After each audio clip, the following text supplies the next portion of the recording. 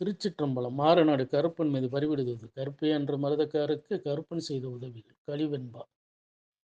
தக்க மொழிய கூடி மிளகாய் தோட்டம் விடுங்கோர் இல்லை. புதுக்கால் வயலில் விஸ்வம்பட்டி புளியம்பரம் பின்னை ஒளிய அக்கா புருஷர் வேர்க்கம்போடு ஓடி வந்து ஆமென்று கொங்காணியை குத்தினார் நச்சுளியான். ஊருள்ளே ஓடினார் சேதியறிந்து ஊரே வந்து பார்க்க வேல்கம்பம் கொங்காணி மட்டுமே கண்டு பிரமனோர் கண்மாய் கடந்து வைகை நதி வழியே மதுரை மதிச்சியும் மீட்டு தளத்தேற்றினார் அப்பா உண்டு.